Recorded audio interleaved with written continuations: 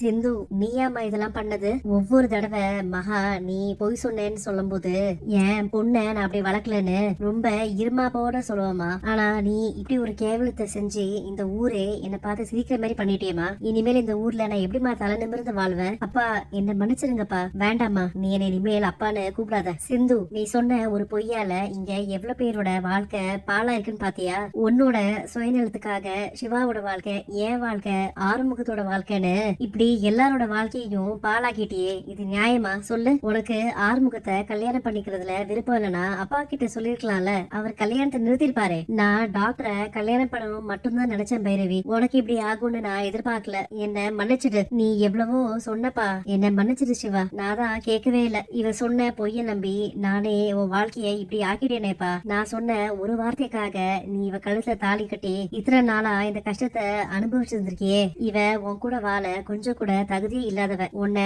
அடையணுங்கிறதுக்காக இப்படி போய் சொன்னவ நாளைக்கு என்ன வேணாலும் செய்வா. இவள மாதிரி ஒருத்தைய நம்ம குடும்பத்துல வச்சிருந்தா இவ நம்ம குடும்பத்தை என்ன வேணாலும் பண்ணலாம். அத்தை, நான் செஞ்சது தப்புதான். அதுக்கு என்ன தண்டனை வேணாலும் கொடுங்க. ஆனா டாக்டர் மட்டும் என்கிட்ட பிரிச்சிடாதீங்க. நீ செஞ்ச இந்த காரியத்துக்கு உனக்கு மன்னிப்பே கிடையாது. சிவாவை விட்டு நீ பிரியறதுதான் நான் உனக்கு கொடுக்குற தண்டனை. சாரதா, தயவு செஞ்சு இவளை கூட்டிட்டு போயிடுங்க. நீ செஞ்சது நம்பிக்கை துரோகம் சிந்து. அதுக்கு மன்னிப்பே கிடையாது. இது போதும்க்கா. இப்பதான் என் மனசு சந்தோஷமா இருக்கு. உங்க வாயிலிருந்து இந்த வார்த்தை வரணும்னா இவ்வளவு நாளா நான் போராடிட்டு இருந்தேன். போ வெளியில. இனிமேல் நீ ஒரு செகண்ட் கூட இந்த வீட்டுல இருக்க கூடாது. அப்பா, நீங்களாச்சும் அன்னபூர்ணி அத்தை கிட்ட இந்த வீட்டை விட்டு அனுப்ப வேண்டாம்னு சொல்லுங்கப்பா.